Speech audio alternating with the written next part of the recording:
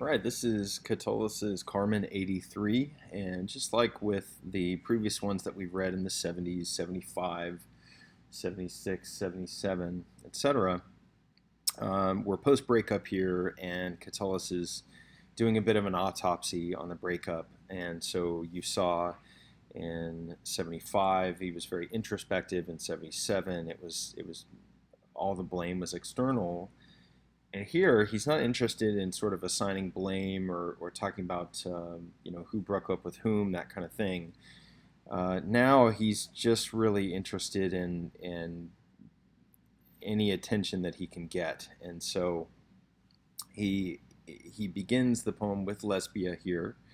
We can see that in the two lines down. In the next couplet, we have mule, which is mule, and we're talking essentially about her husband. And if we assume that this is the right Clodia, the Clodia we assumed, then her husband is Quintus Metellus Celer, and at least one commentary has made the connection between Metellus equus, a pack mule, the Latin term for pack mule, and then of course this. So more proof possibly that this is Metellus Celer.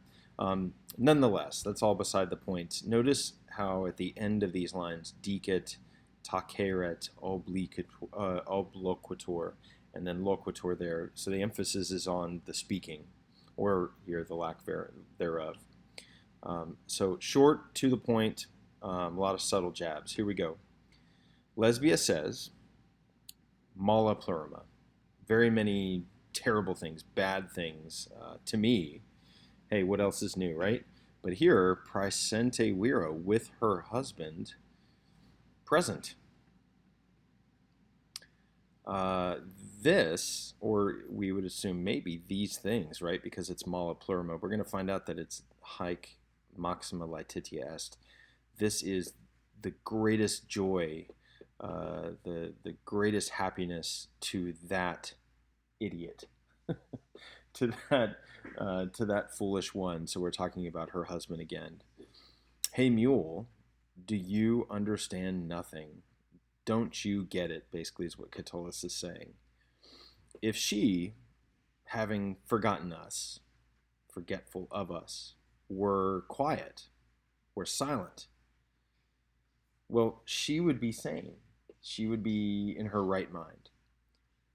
But now, because, or maybe you could translate the fact that, because she's gonio here, ganire, snarling, growling like a dog, which is such a great kind of visual, emotive word here, because she's snarling and she's interrupting, and I'm assuming interrupting me, Catullus. So she's snarling at me and interrupting me. Well, not only does she remember us, not only does she think about us, not only does she remember us, but what is now not just sharper or serious, but much sharper, much more serious situation, affair. Well, she's angry. She's errata. Well, that is, she is burned. She is inflamed with passion, right? And she talks. And I think most people generally assume that this is an echo of obloquitur. So maybe not just talks, but she keeps on interrupting me.